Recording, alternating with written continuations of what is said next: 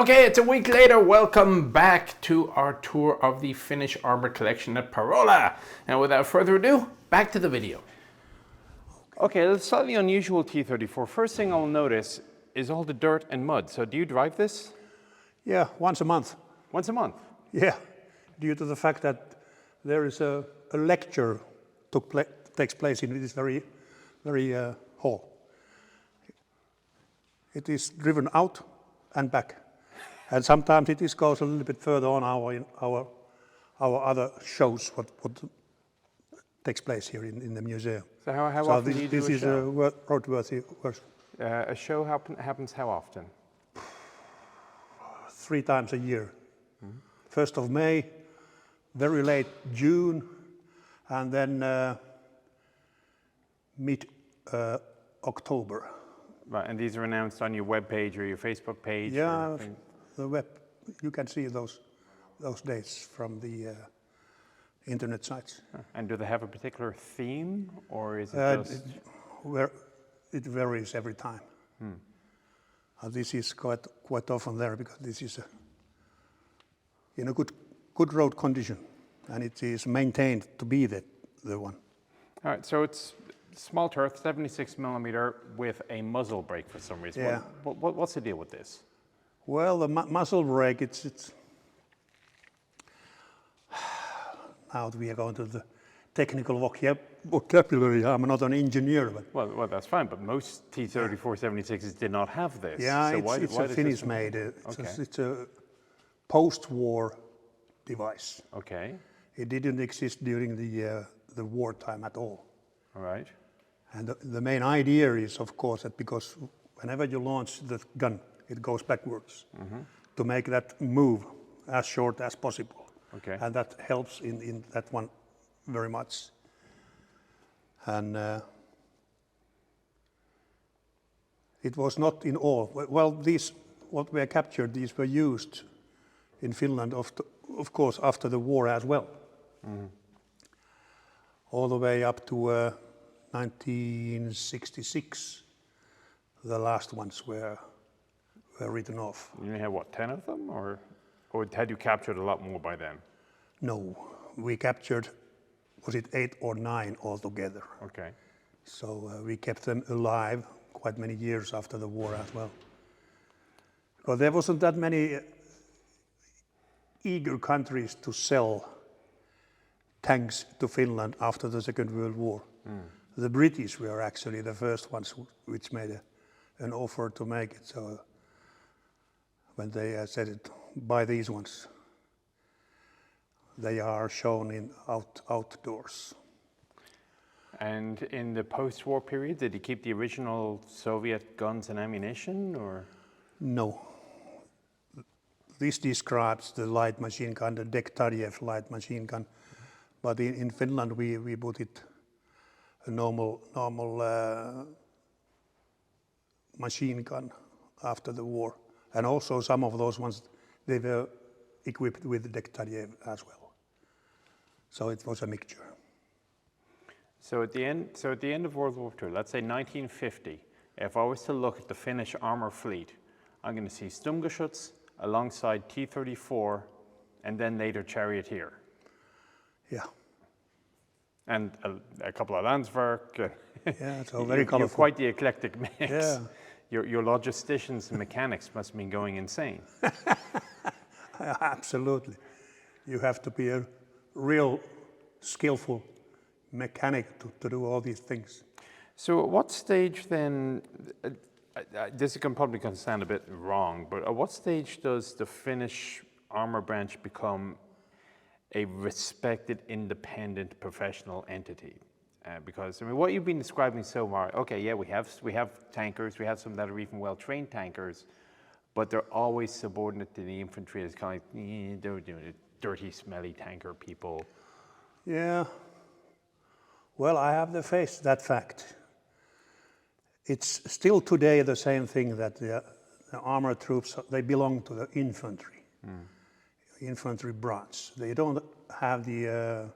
So the collar insignia, do you have collar insignia on your uniform? Yeah, but that makes a difference. The infantry or Jägers as we call them, they have a green ones. Okay. And the tankers, they have a black ones. Okay. That's a difference. But as a branch, it doesn't exist as an independent branch or arms of service. So that's the case. It's still nowadays as well. Well, the nearby Armour brigade they are training mechanized task forces and armored task forces as units about the brigade size. So it's a kind of all arms formation as well, So existing everything inside. Your reconnaissance assets, then, what we would call your cavalry, are they considered armor or infantry or something else entirely? They are called armored. They're armored as well? Yeah. Okay, we've run out of Hall 1 and we've moved to the post-war era, and Finland now is officially a neutral country, and you start getting involved in United Nations peacekeeping. So when did that start for you? What was the first peacekeeping mission? Mine. Oh, not yours, but just for Finland.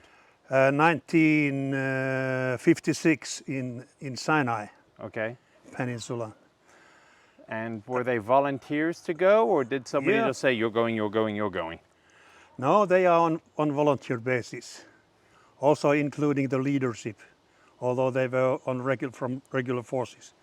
So all the company commanders and up were regular officers, and from company down they were reservists on volunteer basis. Okay. And they started in Egypt, and the next case was in Cyprus in Right. 1960s.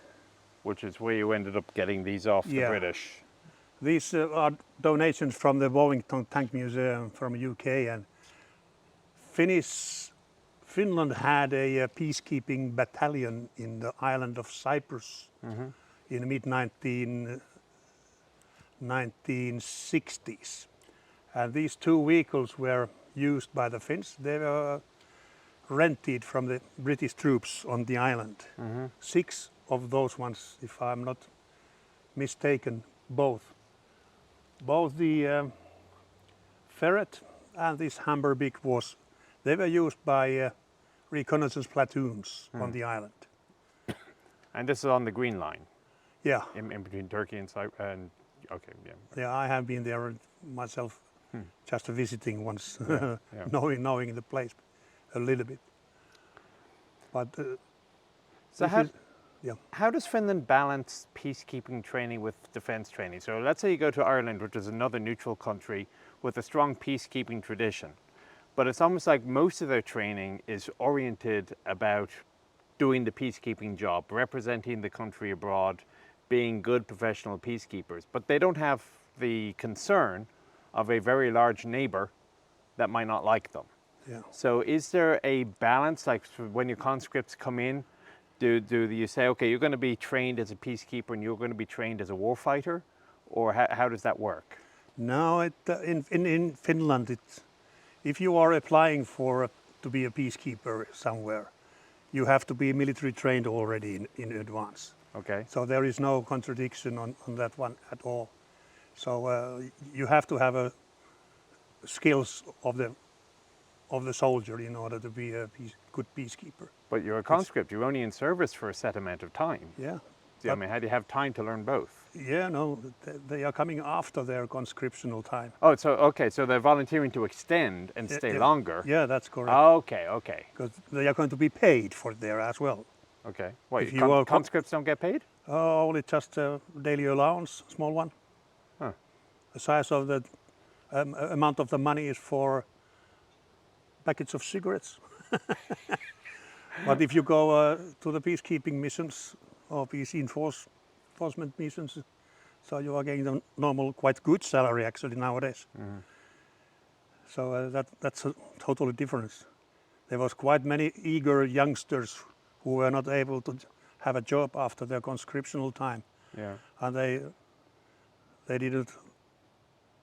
They wanted to apply for peacekeeping operations. And in every Finnish peacekeeping operation, has there always been armor troops? Well, some civilians, of course, but they are more or less an individual people. not as a troops of civilians. No. But you will bring your own armored, nowadays obviously, you bring your own armored cars or CV90s or Yeah. whatever with you. Yeah, that's right. That's right. So And fully equipped if you're going to somewhere. And are there still plenty of people willing to volunteer now for that? Yeah, there are some signs nowadays that not that much is not anymore interested, but for the time being, it was only a couple of days ago in Finnish television that there are some 200 people, UN peacekeepers, for example, in South Lebanon. Right now, yeah. And they wanted to have more people to be trained.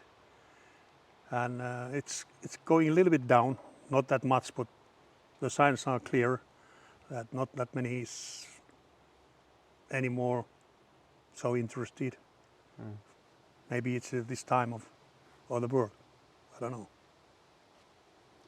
So we also have the, I mean, I'd call it a ZSU 57-2. Yeah. Don't know if is that what you call it or not. On a T55 chassis, and these would have been distributed, a battery per battalion or something, or how would these have been distributed out? Well, they were organized in the battery Yeah. or company size. Only 3 of each platoon, and there were not that many of those ones. In the first place, there was only 12 of those ones existing. Oh, okay. And then after the Soviet collapse and the whole Eastern Europe collapsed, we bought from Hungary some 10 more as a replacement, and that's all. Some 22 were, 20 of those ones were in operational use in total. Okay, well, let's go have a look at the Cold War section then. Yeah. So Finland always seems to be a little bit of a contradiction, because I've always considered it to be a Western country, yet you use Soviet-era equipment, especially since you just had a couple of wars against them only 10, 15 years earlier. How did that happen? How do you end up with T-55s and BMPs and T-72s? Well, in the bigger picture, the Finnish equipment was on political level designed to be provided and divided in 3 different parts. 1/3 from our domestic products, 1/3 Western, and 1/3 Eastern. Okay. That's a fact. That used to be the case in already early 1960s, late 50s. What happened? And we had Western fighters like a Saab Draken from Sweden, and our own factory production, small arms, radios, etc. And the tanks came from the east. And this is just because you're trying to emphasize we're neutral and we're not aligning with anybody. Precisely, yeah. Okay. So silly, how silly it is. I mean, we thought you want the best equipment no matter where it comes from, but I guess politics will have a way of ruling. And it was also the case that the money, how much you have to pay for these ones either. Yeah. And for example, in the trade between Soviet Union and Finland, that was a bilateral. We were changing goods. Okay. We were having, or we were selling to the United States some, let's say, engines and a little bit higher technical engines which they were interested in. But what we wanted to buy from the Soviet Union was more or less oil and gas of that time. And there came no balance situation. And in many cases, the Soviets, they said, okay, we owe you 600 million, whatever currency, it was dollars, I think, was used. Okay, what do you want? And then some general was it, we need tanks. Okay. We need APCs. We need pieces of artillery. Let's have that and that amount of those ones. So then we are balanced once again. So that was the case in the first place, how to get the Russian equipment. I have been trained myself in the Russian equipment. I can say that basically these are not that bad. It's a question of the training of the crews.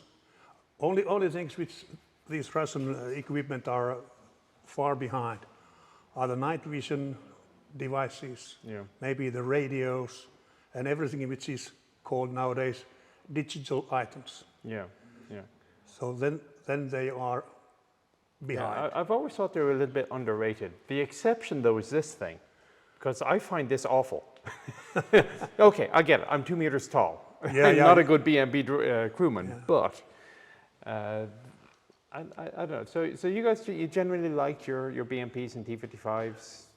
Yeah, I'm that era of, for example, when I was a company commander in our tank battalion in a nearby Armour brigade, I was having an equipment, my company equipped with 15 T-55s, a couple of three first years, and then my commander said, Timo, you are going to be changed. And I said, what? Yes, your equipment is going to be changed. Okay. You have to give up the T-55s, they go to the modernization program. Yeah. And instead you are going to take BMP-1s. Ooh. 15 of these ones. And well, the training is a little bit changing because this is an infantry fighting vehicle, Right. not only the tank crews. And I had 15 of these ones in my company 3-4 years before I went somewhere else. So I'm looking at the BMP, and the missile is on the BMP-1 is not the Malyutka that it normally is. That looks like it's like an 87 or 80-14. What is the missile on that? It's an 84. 84? I think it was a spandrel, the NATO called. No. If I'm not totally. 4 is Spigot, I think. Spandrel is 5. No, I'm not quite sure about that one. But Finland bought that kind of missiles. It's the maximum range of that missile is about 4 kilometers. Yeah. It's much better than the original BMP. So did you ever have the original? No. Okay, so you only bought it with that? Yeah. Okay. We started with that one, that Sager something. Yes. That was too old. Also the smoke grenade chargers, they were added. I think they are German Wegmann 76 millimeters.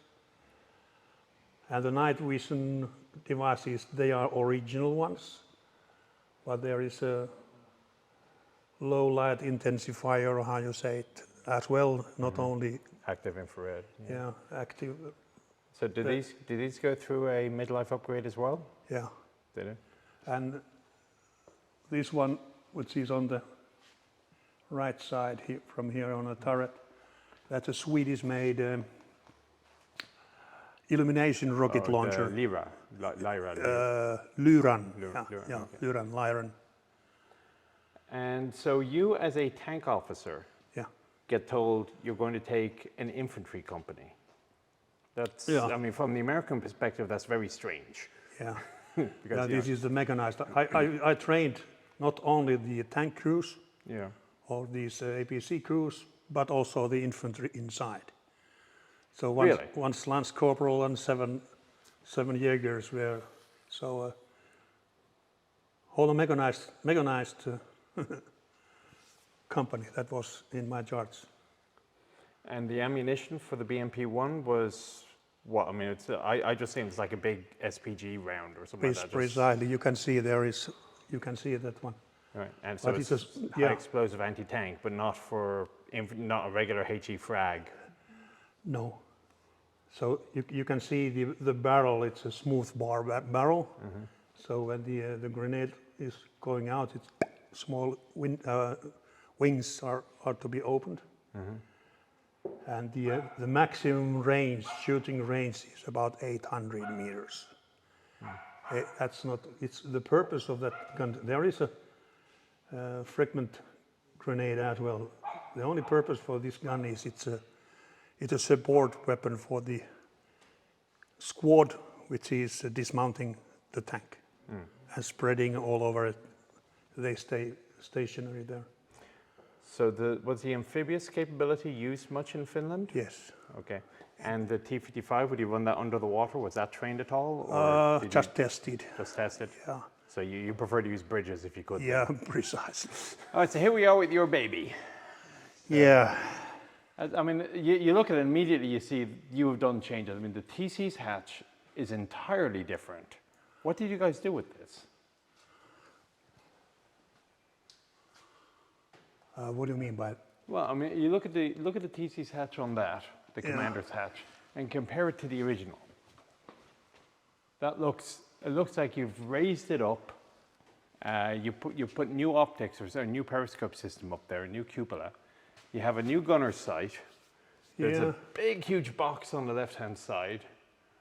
I mean, this was not a small upgrade. This is a major upgrade. No, it was not a small one, and this actually, the whole program was done by a Swedish factory called Saab. Okay.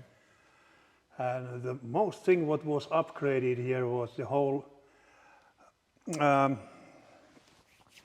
firing control system that was computerized. So the gun itself and its ammunition came from Belgium, a new one, but the firing control system guarantees that this is or was better tank in a battlefield than T-72, which was a replacement for these T-55Ms, modernized it means. Yeah. And here you can see on the outside some, for example, this sleeve on the barrel is a new one, or was a new one. Smoke grenade launchers, and anti-aircraft machine gun was adapted as well, 12.7 millimeters, and also the night vision devices came in. The old ones had only infrared system. Now you have low light. All right. So we're not thermal, but low light image intensifiers. Oh, low light, it is not thermal ones yet. Yeah. And some additional boxes outside the turret. Oh, is that just stowage, that big box? Yeah, Oh, okay. because there isn't that much room inside for extra material of the tank. And was True. the gun also fully stabilized now, modern stabilized, Yeah, so you could fire on the move? Precisely. It used to be a stabilized version as well, but the Yeah, but mechanism not great. it wasn't that good. It was also upgraded. And my understanding is you got new ammunition from Belgium that was better than the 125. Yeah, the original Russian ammunition heat high explosive anti-tank rounds. They were capable to penetrate about 25, 27 centigrade of the armor from the 1,000 meters. The Belgian one was effective, more effective. It penetrated about 42 centimeters, if I'm not totally mistaken. And so it was much better. Slight improvement. Yeah. How long did these stay in service? They took out of operation 2012, were the last ones inside. They were written off. And if I understand the Finnish system correctly, it's not like some countries that you have the professional troops use modern equipment, then the reservists use the older equipment. You basically have everything is frontline. Yeah. You don't have a tier of units. No. So if you are trained for T-55, you stay there. You are not retrained to the T-72 or Leopard 2. That's for sure. And that was the case in the history as well. So I can assume then that in 2012, when T-55 went away, that was because the conscripts of the T-55 era had finished their requirement. Yes. And they were no longer a conscript and said, okay, we don't have the troops anymore, we don't need the tanks. Yeah. And those, how you call them, refreshment exercises? Yeah. For the reservists. And if they needed to be more trained, they came to be trained with the same equipment what they were trained as a conscript, that's for sure. If there wasn't any more T-55s in service, though, their wartime job was gone. So in a Finnish battle group, let's say of the year 1990, how many companies of tanks, how many companies of infantry, how much artillery or mortars? In which kind of unit? Let's say an armored battle group. Armored battle group. So normally there was a 4 or 5 main battle tank companies. Okay. And about the same amount of the infantry companies. So it was a balance of those ones. I try to remember the correct things. Okay. Yeah. More or less equal, though. Yeah, but there was a time when these tank companies were either T-55 and T-72s. When these came out, or those came out as well, not that they came out earlier. The last intake of the conscripts for T-72 were trained in 2002.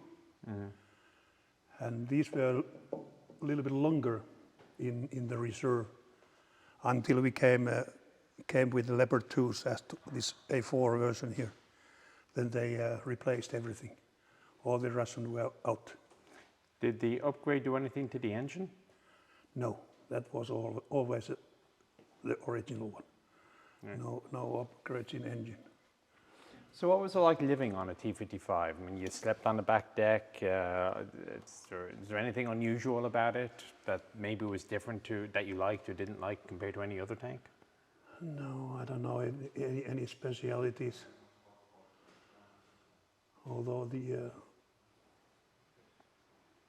well, it's not that good in the winter time when it's fucking cold. That was the only thing what I remember on the minus side. So.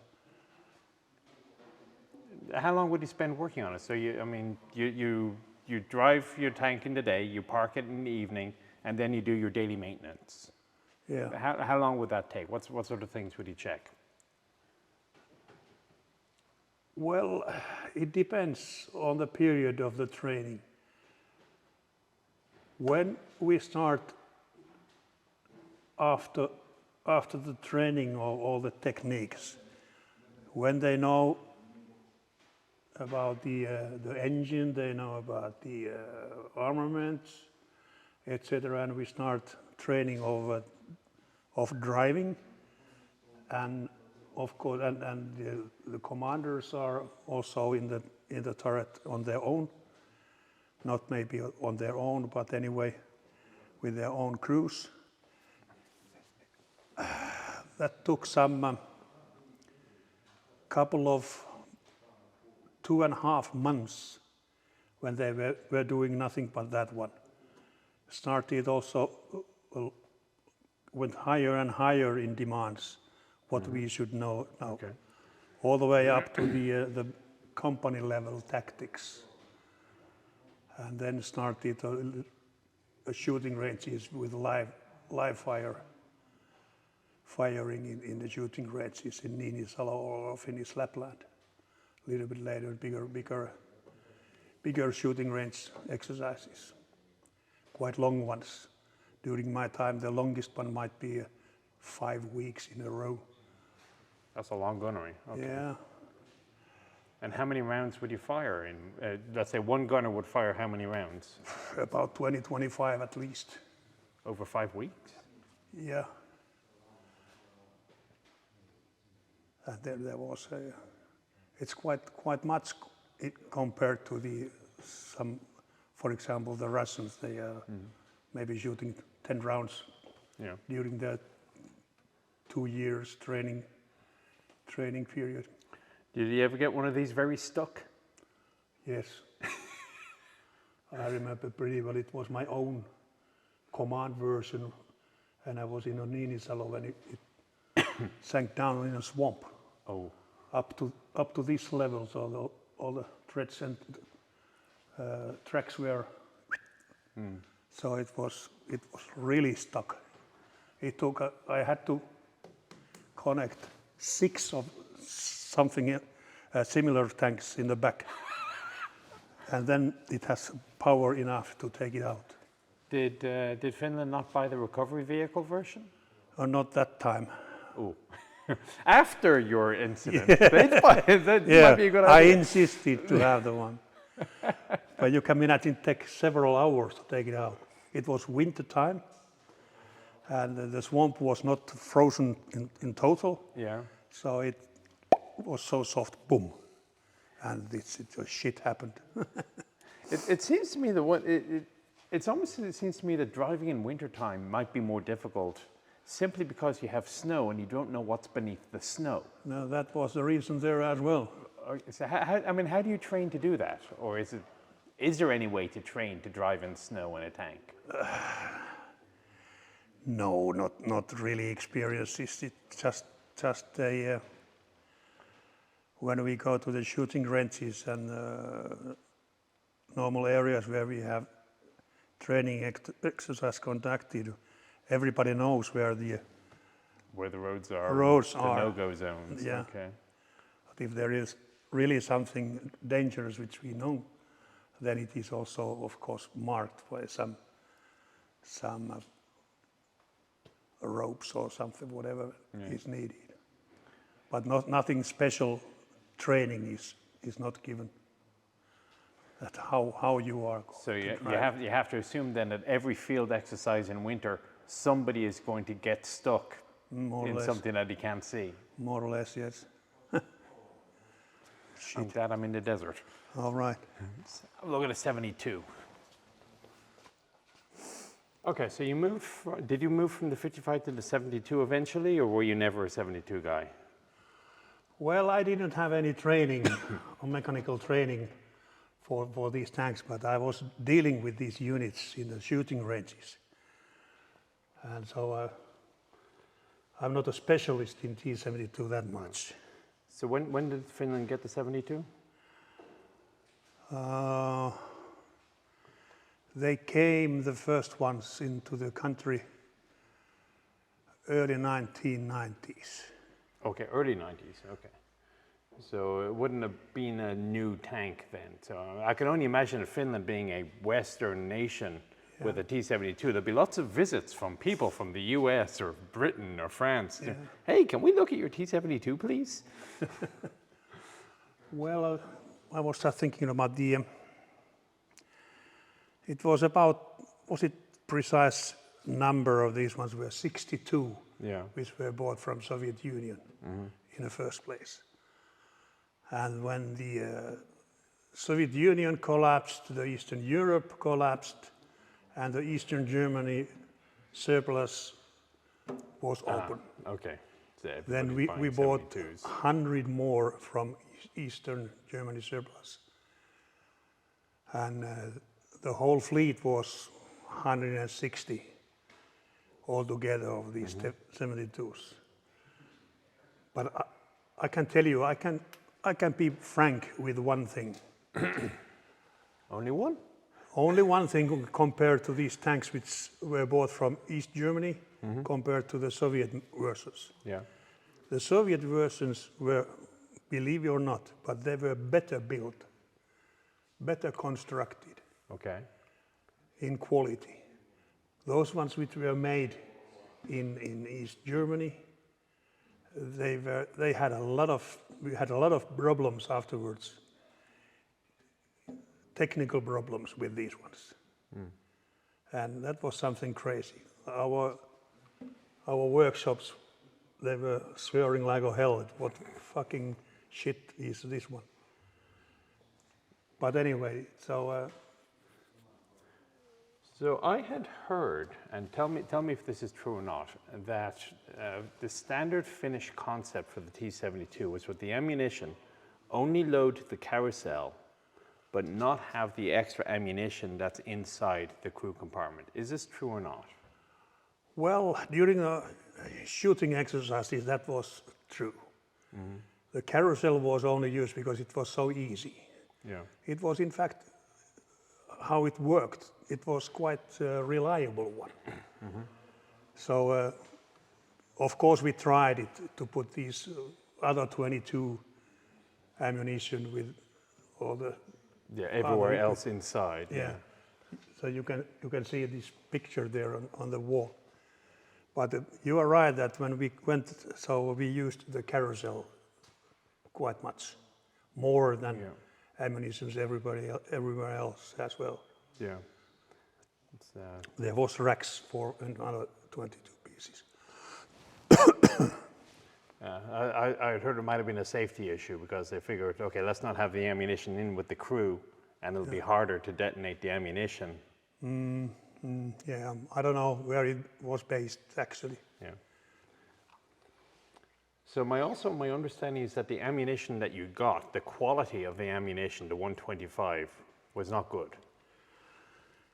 Yeah. Well, there was a delegation from Finland to be trained.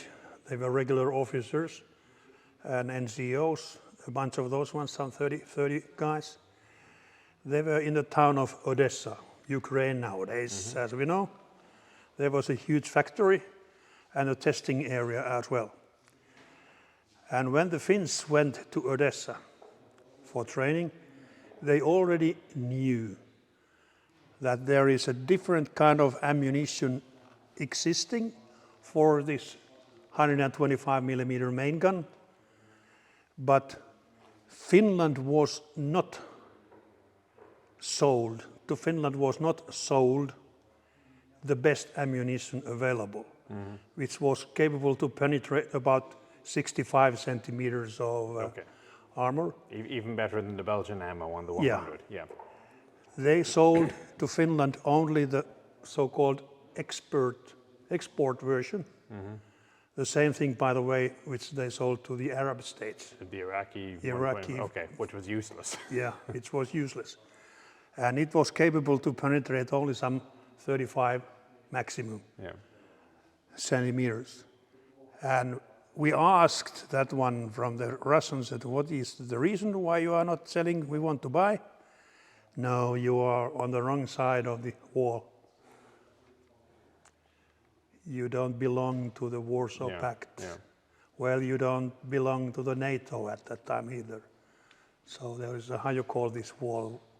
The Iron Wall, the Iron Curtain. The Iron Or the- Curtain, yeah, yeah. yeah. That's the English version. That you are on the wrong side of the Iron Curtain. And that's the only political reason. So the night vision is the original active IR. Did you put the delivering launcher on this as well? No, No. it is the original one. So is this a popular tank? Yes and no. Some they did like it, some way If they you had didn't. if you had a Soviet one, I Yeah. guess.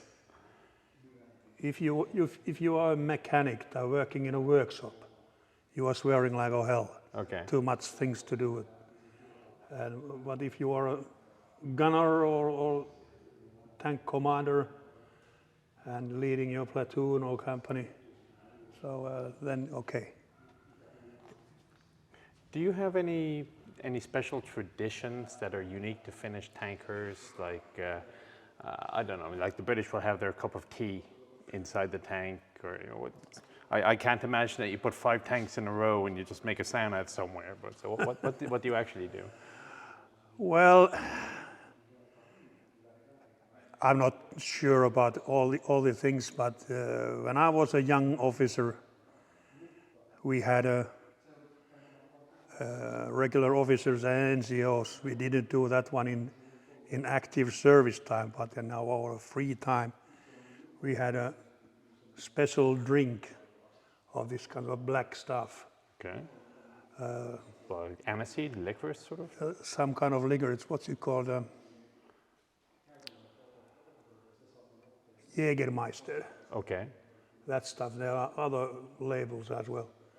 So that was the traditional. Okay, gentlemen, a small cup. Well, maybe some other people had something else. Yeah. Do you have a turret monster? No. No turret monster.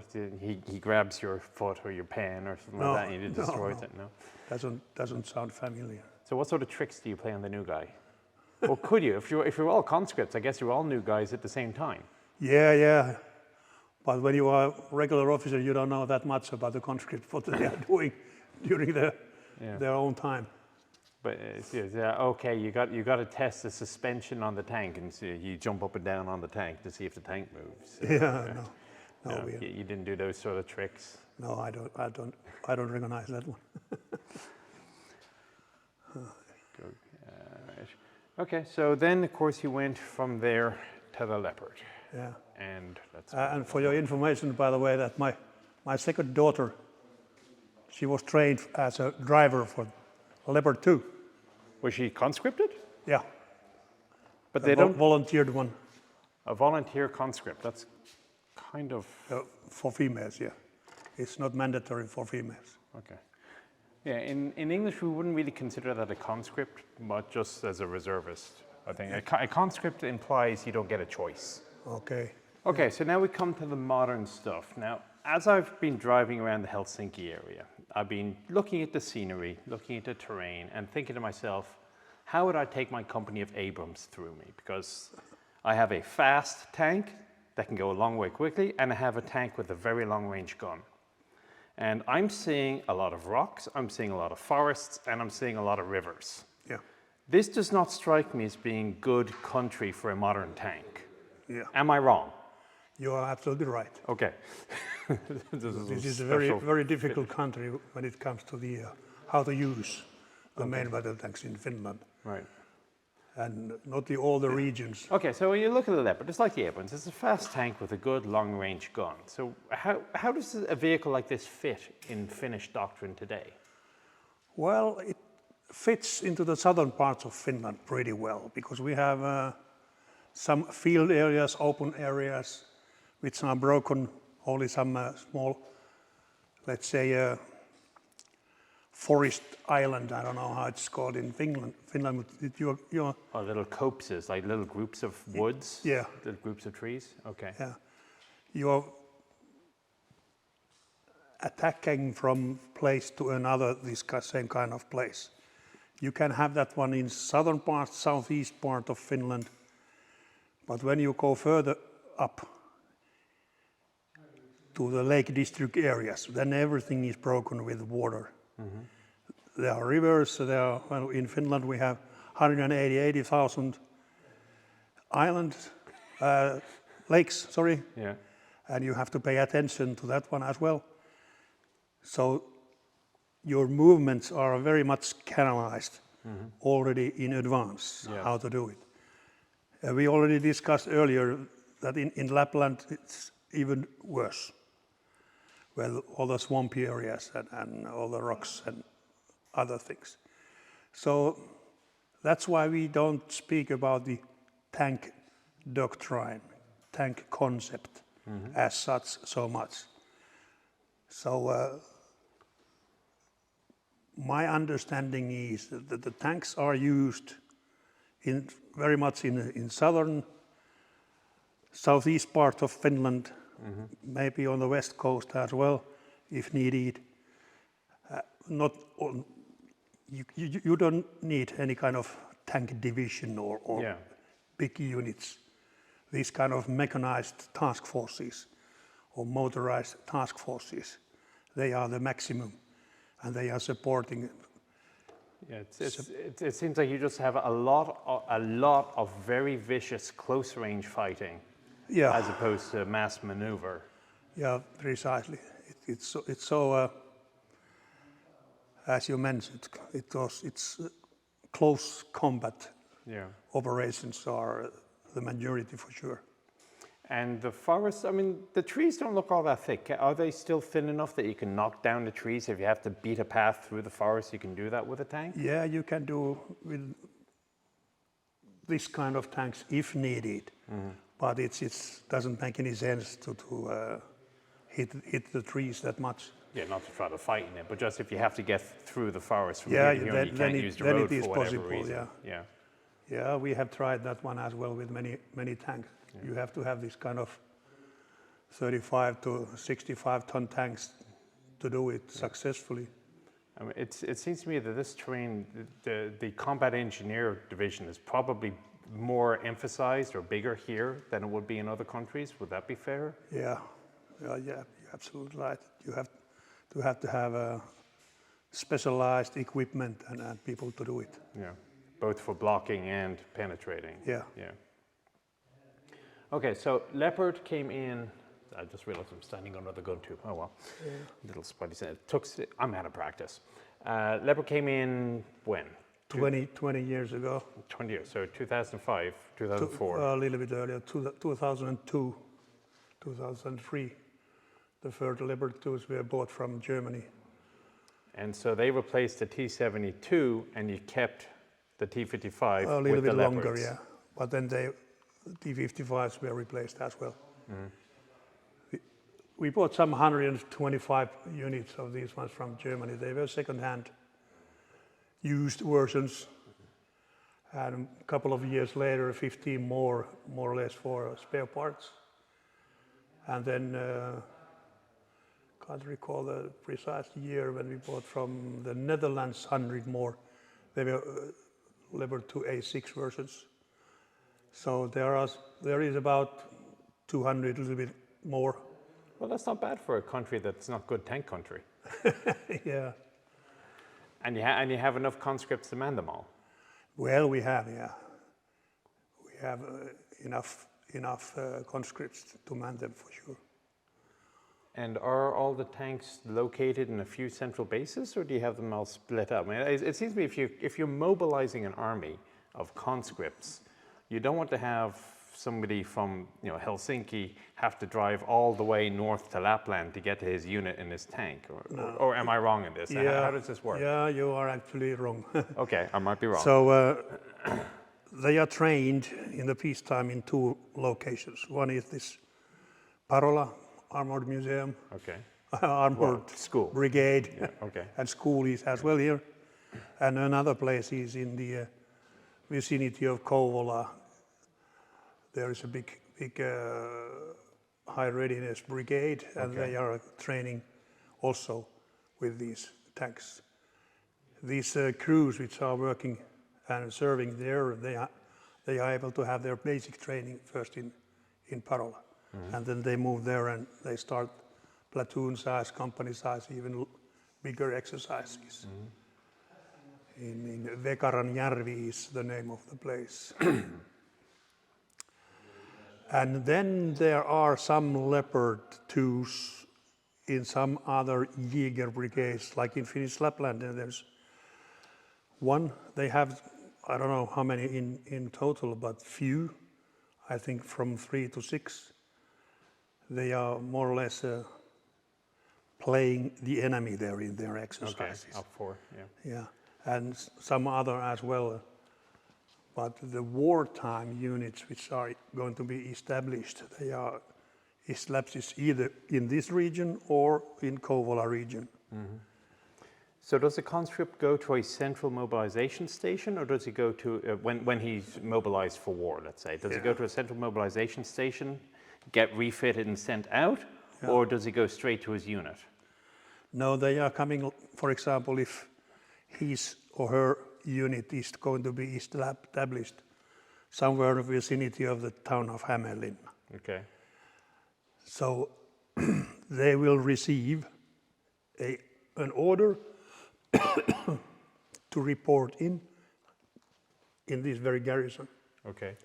where he is getting his uniform. Okay, so he doesn't keep his uniform and helmet and all No. that at home? Okay. No. He takes everything here, his clothing, small arms, whatever needed, and then he is going to this, if the tanks are still here, to his tank, and they drive out. They put it on. If there might be the case that there is other persons who are moving the tanks outside the tank shelters to their places where the company is going to be established in full. Okay. And when the reservist comes with his gear on, he's transported directly to his tank, and where all the other tanks are. So they don't have to go to the Lapland or anywhere else. Okay. I don't know what is happening to these small numbers of the tanks which are Or being used, yeah. over there already.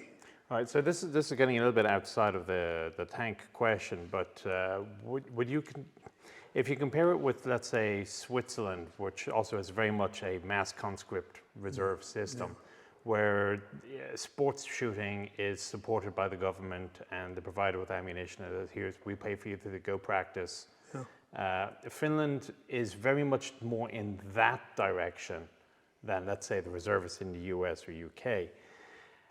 Is just how much difference is there in the attitude, I guess, of the person when he is a conscript and when he's no longer a conscript, in terms of, yes, I want to be prepared, I want to be trained, I want to be, practiced with my rifle or whatever, or does that just never change? That there's no attitude difference.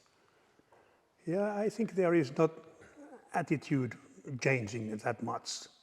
Well, we are pretty eager to defend our own country, so the state of their thinking keeps the same. If you like your military service and serving your country, you like it also after your military service. Yeah. So, and you mentioned Switzerland. I think the only big thing, I have a couple of good friends in Switzerland, that you mentioned also that they have all their equipment back home, including the assault rifles, etc., etc. That's the only difference. In Finland, they have to pick it up from certain places where they are stored, and then go to your place. That's the only thing. But the laws are still such that you can practice on your own with your own weapons. I just came from a shooting competition, and it's like you look at the rifles that they're using, and it's no different to what I would see in Texas. And they're all personally owned, and they were very, very good with them, I have to say. Okay, yeah. But, so you say your daughter is a driver now in one of these things? Yeah, actually the anti-aircraft version, Marksman. Oh, with the, what's it, 35, 30 millimeter? 35 millimeters. Twin gun, and he's so you're comparing stories? She's the best driver, what I know. She likes engines and that stuff. She's a engineer by training or master of technology nowadays. Okay, so do you compare notes? And, oh, it was tougher in my day. Oh, she's happy with the vehicle though? Yeah. She has been once already in a refreshment exercise as well. Okay. As a reservist. Yeah. She's very proud to be a tank driver. All right, so let's have a look at some of the Finnish productions then. So you got Sisu and Patria are basically your two big names. Yeah. All right, so Sisu came first? Yeah. The Patria factory is not that far away from here. Or you want to see now? No. Well, we'll have a look at them because we got a couple of the vehicles. But which manufacturer came first? Was Sisu older than Patria as a company? Patria is older. Is it? Okay. Okay, so you had said that Finland was going to do a 30-30-30 split. So 30 Western, 30 Eastern, and 30 domestic. Precisely. And so we have a fine example of a domestic vehicle, the Pasi. Precisely. Okay, so made by Sisu, what does Pasi mean? Does it mean anything? It's an abbreviation from the Finnish words Panssari Sisu. Okay, that's simple enough, I guess. Yeah. Panssari means puncher, and Sisu is actually the name. You can see here it's a truck factory in origin. Okay. They are providing trucks, lorries. And where did the vehicle like the Pasi fit in the organization? Because you already have PCs in the BMP at this point. So were these not armored troops? They were just regular infantry APCs, or what was the Yeah, purpose these are of regular, these things? regular APCs, the regular infantry APCs. Other infantry brigades, they are going to be more or less motorized or mechanized, so they are using very much of these ones. Finnish army has hundreds and hundreds of these ones, and new versions. This is a first generation Pasi. This origins from the early 1980s, and this has been also sold to some other countries. Ireland used them Yeah. for sure on UN missions. So it's a Yeah. big 6x6 truck with a propeller at the back. Yeah, that's right. So this is an amphibious version as well. Swims about 10 kilometers an hour. Do these get stuck easily as well? No, No? no, No, they're good? not that good. I haven't heard about those ones at all. I mean, I'm looking and I see leaf springs. You know, Oh yeah, I mean, that's right. Yeah, pretty basic. yeah. But this is a first generation. Okay, so if we were to look at the more modern vehicle over there, it would be that's probably more likely coils. Yeah. You never got to play with these? Yeah. Looks like you got Snow lots of places to sleep. Oh, yeah, I guess that makes sense. The snow change for the tires. Central inflation system, maybe? Yeah. Well, we have a little bit snow here instead of. Well, you don't have that one in Texas, so. Not much. So is this extra armor? What is this? Just I'm not sure what is all about. This must be just an extra plate. Yeah. well, as I'm looking inside, it seems simple enough. Yeah, very simple. You fit a lot of people in there. 1, 2, 3, 4, 5, 6, and then you hit a mirror. Couple of looks spots like at 11. least. Yeah. You can lie down, have a sleep, have a nap. Yeah, you have, of course, you have different kind of versions, ambulance versions, command versions, you name it. Okay, so we have a line of 3 more unusual exhibits here that I don't see anywhere else. So what on earth have you done to this tank turret? Well, this is a turret of T-55 Russian main battle tank, and Finland bought in late 1960s, some 50 of these ones without anything else, no chassis at all, just a turret with the ammunition, and they were used in the coastal artillery. Okay. For example, you can see they are already mutualized, but just outside when you are coming to Finland by boat to the Helsinki harbor, you can see, if you are looking at properly, these ones which are installed on the islands just outside there. They're still physically there? The turrets are Yeah, still there? there are a few of those ones physically there. Are they in service or are they retired? No, now? they are retired ones, Okay, and so it's like monuments more than anything else. more or less monuments, yes. So It's what- a 100 mm main gun, and in that box on the top of the turret there is a range finder. There are some night vision devices, optics inside that one. But basically this is precisely the same as in a tank cannon.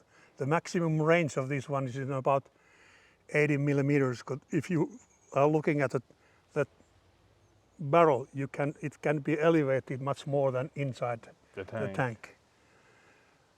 So Was it powered or was everything just hand crank? yeah, they were powered by. There's a With a control handle? device how to change the direction. And were they manned by Navy or by Army? By Navy in the last place, yes. Because the coastal artillery in Finland, it was attached to the Navy in Finland already 25 years ago. So would they have come here for tank training or tank turret training and then gone on, or would the No, Navy have no. taught them everything about this? Yeah, no, this is not used for training purposes at all. This is just a museum exhibit. No, but when it But- was in service, when the Navy, I guess, sailor, the coast artilleryman, Yeah. wanted to learn how to operate their turret, Yeah. would they come to the tank school to learn the T-55 turret, No, or did the Navy have their own T-55 turret school? Yeah, they have their own. Or they were trained on the spot where they are, in the real In sites. the actual thing. Okay. Yeah, Well, that works too, I guess. yeah. So that's. I was asking when I was a director here. These ones were available because they were taken out. Most of those ones. Can I have one here because this is a tank turret? Yeah. And they said, all right, fine. You have it. They didn't argue very much. No. They were able to get rid of one of those. When you get tanks shipped in here, does the Army give you the transport? Do they loan you a transport? Or Yeah, do you have they to contract? do. They do. You just make a phone call to the Armour Brigade and you coordinate the proper timings. Yeah. They will give you help because there is a contract between the museum and the Armour Brigade. Am I wrong in saying that you had the Königstiger here for a little bit? The King Tiger? It was here 1 year, yeah. And that was transported by the Army? You just said, hey, Yeah. we have a No. 70-ton King Tiger? No, it was not. It was a civilian low loader which brought it here. It was before Finland. It was in Sweden for half a year, and then it was transported by low loader, and then to ro-ro ship to the Finland and all the way up here. And Bovington was giving it for 6 months here as well. But when 5 months was already done, they made a phone call that can you keep it another 6 months? Okay. We don't have space for it in UK now. Keep it 6 more months. Oh dear, oh dear. What could you... Yeah, but that was a success to this museum. Yeah, Because it brought a lot of attention, a lot of visitors. Much more, yeah. Because as I mentioned in an early page, that normally we have some 30,000 visitors annually. It was 2003, it was here. In 2003, there was a little bit over 90,000. So it tripled the amount of the visitors for this museum. So that was a success. So one thing I've noticed, different countries have different cultures. So if you go to Russia, Russia is a tank country. You go to every town has a monument of a tank. If you go to the US, it's airplanes. If you go to the UK, it's ships. Yeah. What's Finland? Where does Finland sit in the category? Well, we don't have that kind of special material. Yeah, I mean, it's not material, it's just attitude. It's just kind of like... Yeah, I know what you mean. but- Americans don't like to talk about the Sherman, they like to talk about the P-51. yeah, The Russians like to talk about T-34. yeah. What do Finns like to talk about? Well, we have just a big stone with some text on it. No, nothing special. Like these kind of. If we go and have a right. look. Okay. Well, we'll get there in a second. Let's have a look at the other turrets here. Okay. Okay, so this is a rather sobering exhibit. I mean, I'm in a tank. I'm protected. Yeah. Yeah. What on earth were you shooting at this thing? Yeah. Well, we are looking at that. You are not so very well protected. This is an example. A T-55 main battle tank, a Russian-made, has been a target. I myself, I was part of this test in Finnish Lapland when we were shooting this one with different kind of ammunition. All these big hits, for example, what I'm touching now, and having number 1, Yeah. it was shot by the T-55 Russian-made ammunition, 100 millimeter caliber. The Russian one, so not even the Russian new one. Belgian one. Okay. No, so it's a full penetration on this one. Yeah.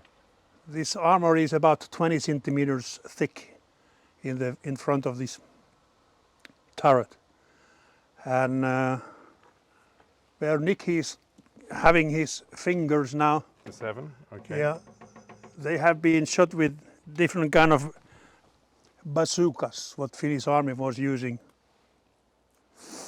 of that time. So penetration, yes. And there is a lot of other places as well here. Oh yes, it's a hollow charge hits of 100 millimeters. Sorry, not bazooka. Oh, this is also 100 millimeter. These bigger ones, yeah. Okay. These are bazookas. Ah, okay. Well, that's still okay. Well, it didn't go through on that side. Oh, yeah. Well, wouldn't be happy. Okay, so let's go to a better protected tank, Yeah. right? T-72. Let's see if it does any better. Okay, so the T-72 has not as many holes. Not that many, yeah. So what did go through it? Well, here is the best example. It's a little bit hiding here on the here, but the hit number 2. Yeah. That was made by. This was hit by the T-72 tank with this 125 millimeter gun. This is a penetration of the Of the turret ring almost. armor piercing, discarding, fin stabilized, discarding sabot. It's a full penetration. This is just a test by some devices. This is also the armor piercing, fin stabilized, discarding sabots hit, no penetration. So the good news then, compared to the T-55, is you have more protection. Yeah. The bad news is your gun is not as good. Yeah, Well, which balance That's do you right. want? What was number 4? Number 4 went through the sight almost. it's just a hit of 30 millimeter. Really? Oh, that's embarrassing. Gun, yeah. Because it went through. Your gunner is not going to be happy. Oh yeah. It's not the case. Okay, so the takeaway from this, if you're going to get shot in a T-72 Yeah. compared to a T-55. Yeah, much more protected. Although this is a, how you call it, a multi-layer protection, and there is metal, there is ceramics, there is a metal, there is a ceramics, and multi protection. No, I always thought the 72 go was unfairly maligned. For Yeah. its time, I thought it was always very well armed. But these kind of stones Okay, you can see quite many places in Finland. Tanks obstacle put in place and some text on it where it's coming from, where it used to be. And so most towns would have something like this in the town, or a Yeah, lot of towns would especially have one. in the eastern parts of Finland. And what sort of things would be written on them? So other than where it came from, would it be like a memorial to a particular person, Yeah. or? Yeah, for example, this tank obstacle stone has been found or taken from Salpalinja. You meant this kind of this Mannerheim line, Okay. and the village is called Miehikkälä.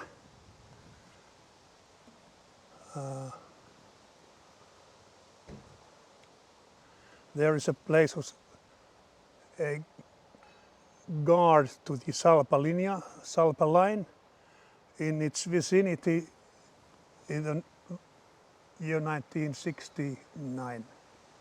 It has been taken there out. And this is a name of the donating organization. Reserve officers and armored guild of the Kymen Lag, so it's one part of southeast of Finland. So when it comes to donating organizations, so let's talk very quickly then about the shed that we have back here. Yeah, okay. So my understanding is that the money to build the overhead covers was donated by a group of people that were fans of a Japanese anime, Yeah. Großen Panzer. How did that happen? I mean, I presume somebody at this museum answered the telephone and the person at the other end of the telephone said, "Hi, I'm from Japan and we want to give you money to cover your BT-42. Yeah, no, it's not that easy. And the guilty one is me. Okay.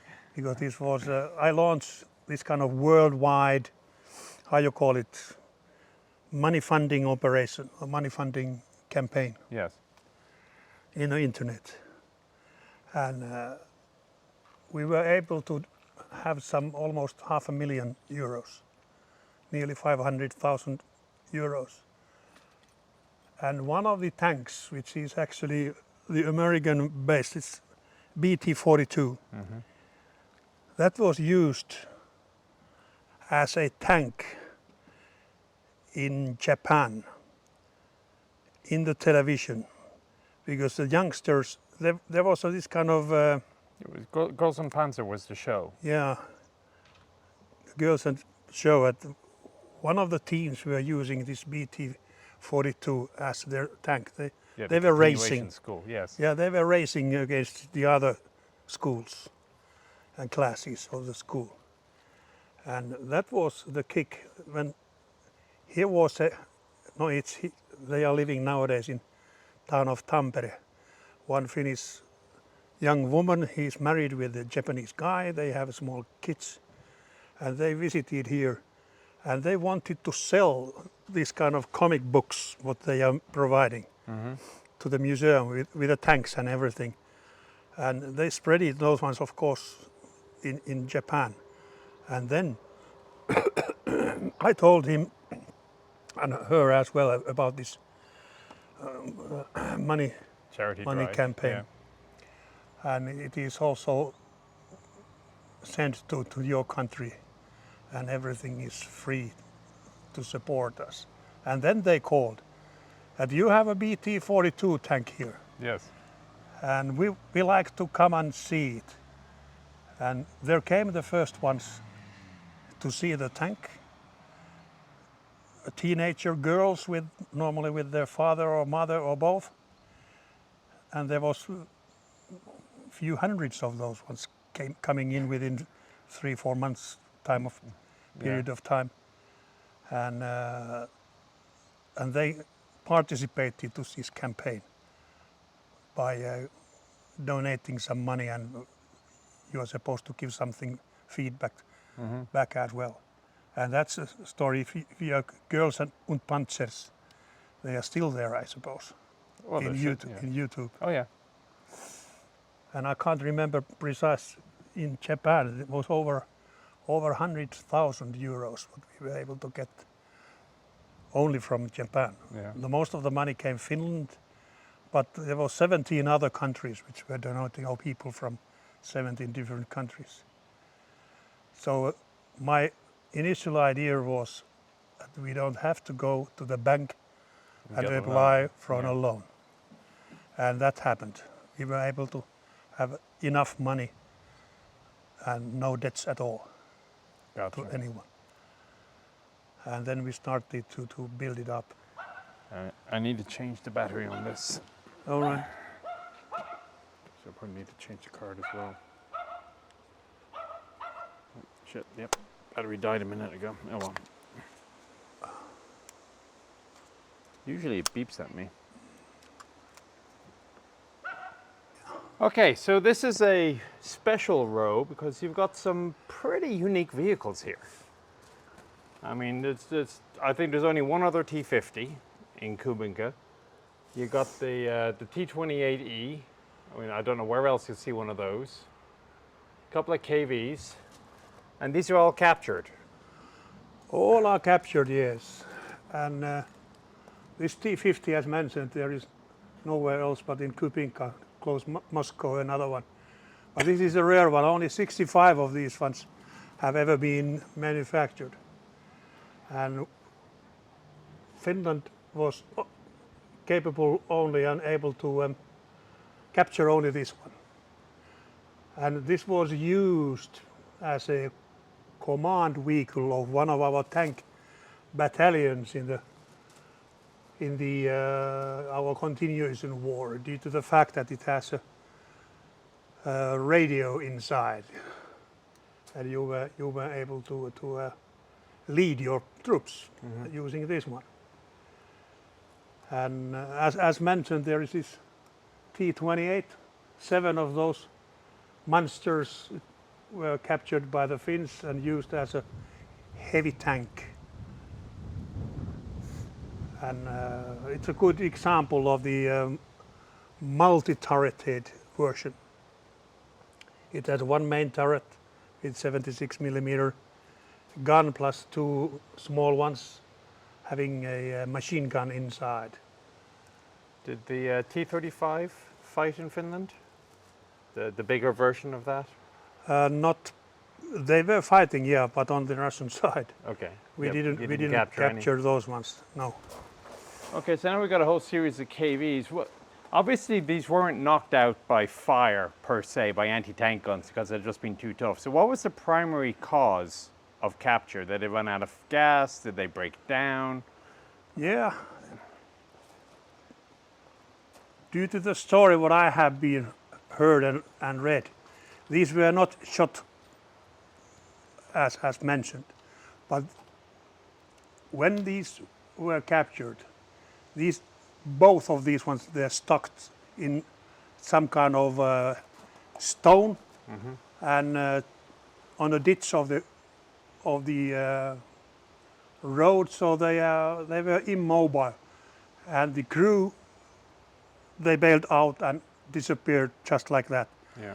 And the Finns were able to capture those by the next nighttime, and realized that this is drivable version. Let's take it. Let's not destroy it. But how do you get it out? If your heaviest tank that you have is a T-26, how do you pull a stuck KV? No. The driver went in. Yeah. He was normally a driver of the T-34 already, a Okay. bigger tank. Yeah. And he went to the driver's side and noticed that, hey, this can be driven. I can start Yeah.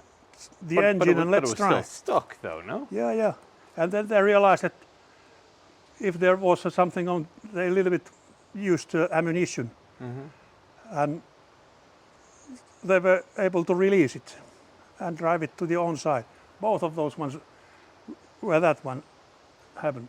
And these two, this E version, which means reinforced version, if you are looking at the turret and the chassis as well on the sides, Yeah. there are some extra The extra plates, the economy plates. and here yeah. as well. So what was good in this tank itself was it was well protected, but the gun is short, 76 millimeter, let's say no-go cannon, Yeah. useless cannon actually. And only a couple of thousand, a little bit over a couple of thousand of these were ever made. And these started to build already in 1939. So if Finland didn't have a tank museum until the 1960s, Yeah. how was it that these old vehicles that were unique and no longer in service in the 40s, how was it they survived? Well, they were standing in the rain and under the snow, outside the tank halls, Yeah. inside the garrison. That was the idea of these people who were eager to establish a tank museum when they saw those, let's say, a historical tanks just doing nothing. Yeah. And let's go and have them in one place. And initially here was no shelter, as we understand already, and they were standing outside also here. But anyway, Because I can imagine a lot of other countries that just say, look, here's an old tank like this T-50 or T-28. We're never going to use it again. It's made of metal. Let's scrap it and get money back Yeah. off that. Yet Yeah. that doesn't seem to have happened. You Yeah, kept all your Sturmgeschütz and yeah, that didn't happen. Yeah, the Sturmgeschütz, because they were operational in pretty good shape after the war. They were indoors okay. and they were in use, but all these 26 T-50s, Klimvoro-Shilovs, they were just parked there somewhere, forgotten. Well, we can't do a video Parola without stopping at the BT-42. Do you think these vehicles will ever be in a position that you will at least do a cosmetic restoration, or is this protection about as good as we're going to get? No, I have been waiting for myself as well the day when we are going to restore this, repaint it, and do something good for this one as well. It's too rusty nowadays, Yeah. and we have to pay attention to its unique. You don't have this one anywhere else. No, it's the only one that exists. No. Yeah. Only 18 has ever even made of these ones, and this is the only one which survived through the door. So-called four-country assault gun. Yeah. Yeah, because I mean, last time we see, I tried to open the hatch. There's no way a hatch is going to be open. That has to be. You need a lot of work. So, do you think another charity drive will do this, or how would funding for a restoration like this work? Well, you said the magic words. You have to collect the money somewhere. Yeah. The budget of the museum is so low nowadays, and it is not the top priority to renew this one. They have now, if we go upstairs, you can see the train. Yeah. But my opinion is that this must be the very next one, because this is so rare. Unique. Yeah. This is so unique. I love this one. So do a lot of cartoon watchers. Yeah. This is, by the way, for curiosity, this very tank was, the gunner of this tank was the son of the divisional commander, Ruben Lagos, a 19 years old Lance Corporal. For some reason, after having 5 kills in 1.5 minutes, he was promoted later on to the corporal. And the name Mariatta, it's a name of the female. I like trains. And I can't think of anywhere else where I've seen an armored one. There's a rail cruiser in Kubinka, right? But an actual locomotive with cars, I can't remember seeing anywhere else offhand. Now, my understanding is that this is actually a mixture of different eras. Different cars come from different years. Yes.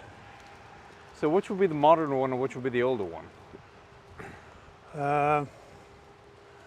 There used to be this kind of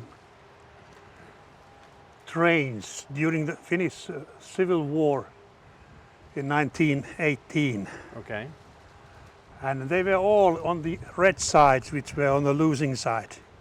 And when the Civil War stopped, everything went to the white side ownership, the possession of them.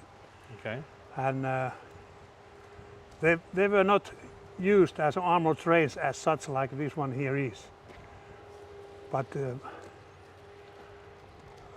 you can see the locomotive, and Yeah, because the loco does not look armored at all. yeah, there used to be side Side plates? Okay. side plates, and it's taken out.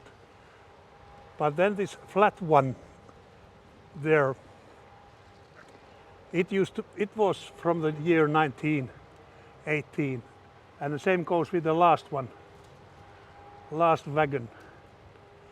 But the one before the train or locomotive and the next one, they are captured from the Russians during the Second World War time, when there used to be 2 different this kind of trains used by the Finnish army.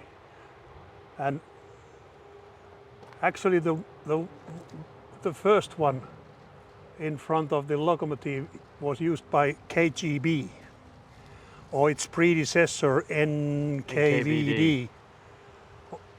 With the tank turret on the top?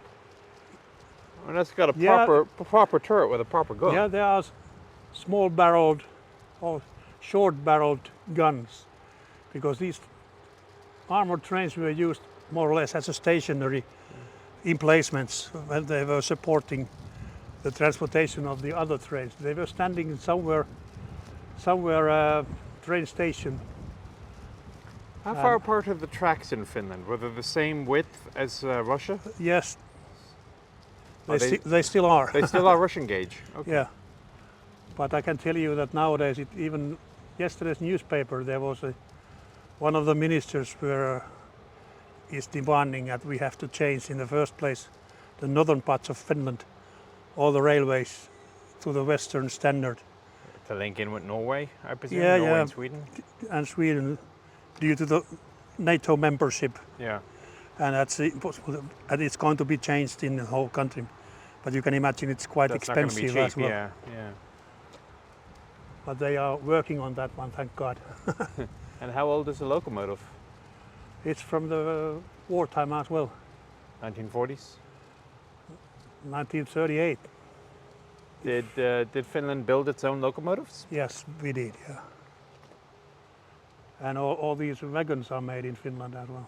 And I'm gathering it ran on wood, or at least I'm presuming it ran on wood, given the smokestack. Yeah, it is. Yeah. That was typical, no oil burners. Yeah. Well, that's not as if you're short on fuel around here, I guess. There was only 2 of these kind of armored trains used during the Second World War. When the Finns had to retreat or withdraw from the eastern parts, another one left there, because the Red Air Force was able to blow up Knock it out. the tracks. Yeah, and now they are going to. You can see the gravel here. There's going to be a new rails. I think they are coming already next week. And then when they are ready, the trains Everything are. will be relocated. Yeah. Why move it 10 meters to the left? That seems like a lot of effort. Yeah, don't For- tell me. Don't tell me. Okay. Okay, we kind of bounced over very, very quickly when it went from Sturmgeschütz to T-55, but we have missed over the Comet and the Charioteer. Yeah. So suddenly you went from German to British to Soviet. Yeah. Was that part of the deliberate let's balance everything out strategy, or was just you said it was just only the British were willing to sell you anything? Yeah, that was the case after the Second World War. And when we are coming to the early 60s, we had to think about that. We have to renew our main battle tanks and other tracked vehicles as well. And they started to think what to do. And the fact was, when our Sturmgeschütz and other things, they were already worn out, they were obsolete. You couldn't have any spare parts anywhere. That we have to they connected to certain countries. But the fact was that Germany was out of bounds. Yeah. Then US, they didn't want to sell anything. The same went with France. They didn't want to sell anything. But then connected to the British Army as well, the UK, they were willing to sell. In the first place, the Comet was in the case. Okay. And they made a deal with the 40 Comets. And you know it better than I do that it reached the Second World War in Europe in 1945, Just in time I for it think, to end. Yeah. at very end of the Second World War. And they were willing to sell those ones. And same went with this one, Charioteer. This is a design of 1953. Was this used in Finland as a tank or as an anti-tank gun? Anti-tank gun or more. It was more of an anti-tank Yeah. gun. Okay. Yeah.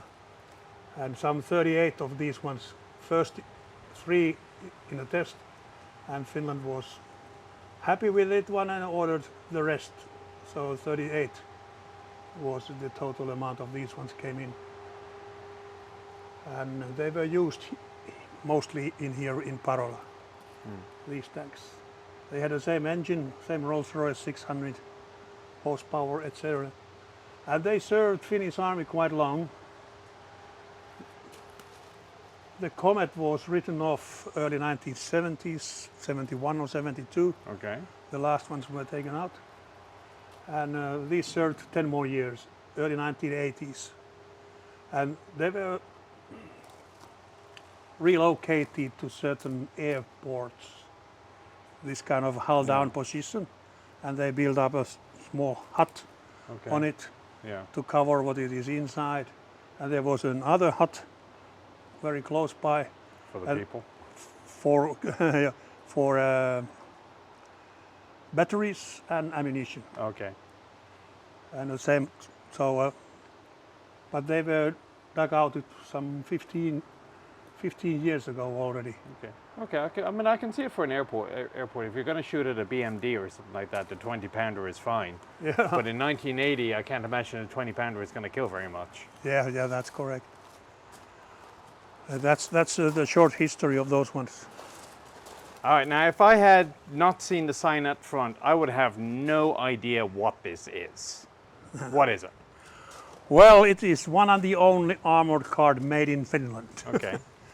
So this was already made and manufactured in 1937 when the Ministry of Interior decided to build up one of these kind of armored cars, and they donated that one to the police force in Finland for transportation of prisoners, for example, but also for if there is some kind of riots takes place, you can help it with this kind of car. I mean, it's very basic with the rubber tires. This is very basic, yeah. The tires are rabbit solid rubber, I mean. And this one was after the war. It was never served in the military as such. But after the Second War ended in Finland, so it was removed to the depot, tank depot. And the turret was removed. And instead of the turret, there was a small crane, 4-ton crane. Okay. So it was a working tool. But then can't remember the exact year when it ended up out of there and it came to the museum. But was this a prototype? They only built one, or did they have a whole fleet of these? No, only this one has ever made no they decided test they didn't cars like or it anything and, else. Yeah, okay. Maybe they realized that there is no need. It's a silly thing. Okay. Okay, so we got two at the other end of the scale. So you have that 1930s armored car. Now we got some 21st century armored cars by Patria. That one looks normal. This one doesn't. Absolutely. What's the deal here? The deal here is that Poland as a state was the first country to buy 8-wheeler AMV tanks. They bought 690 of those ones in the first place. Well, I bet you the people in charge of Patria were happy. Yeah, Patria was very happy, and there was in the deal as well that they are going to manufacture it one in their own country later on. Okay. But because this was an 8-wheeler, the Polish customers, they insisted, I have been told, that we need to make a comparison. What does it mean if it is a 6-wheeler only? Okay. So then the factory decided, all right, you are a big customer, we are going to do it. And they made up this one before the bigger delegation of the Polish people came in. So there was a car what they needed to have and insisted to have for testing, and that case happened. But the result was, all right, fine, we will take an 8-wheeler anyway. And this stayed for the factory. It was kind of VIP vehicle in the factory several years.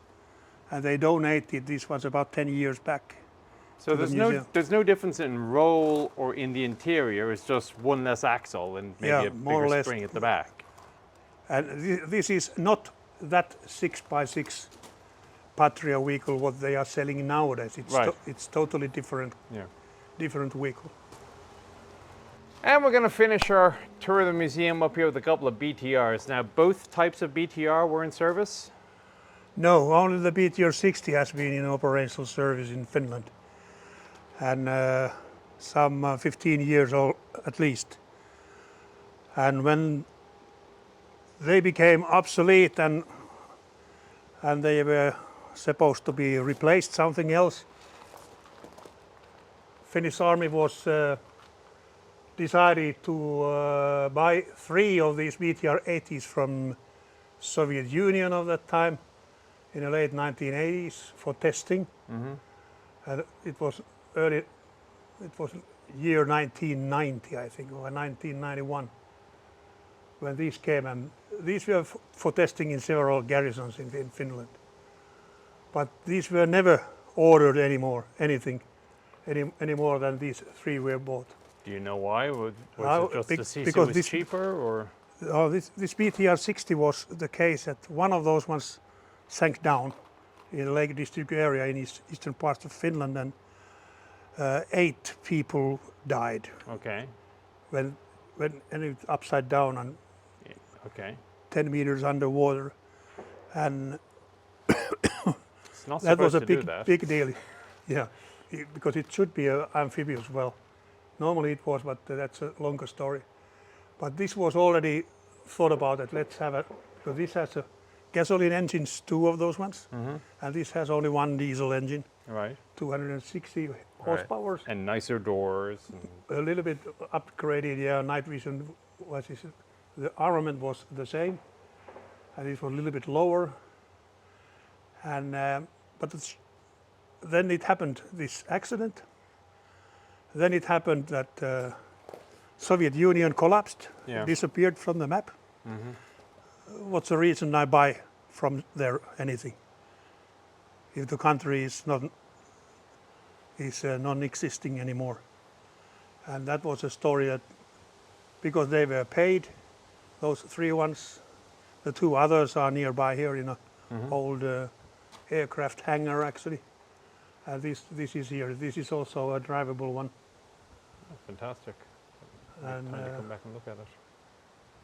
but this has never been in operational service, just test driving. Although 600 kilometers it was driven. Well, you still put a registration number on it. Yeah. You got number 1 there. All right, well, that brings us to the end of the tour Parola. So I would like to thank you very much for showing me around, giving us a little bit of history. Yep. And I will be back for more detailed videos on some more of the vehicles here later. All right. All right, thank you very much. Thank you. Take care.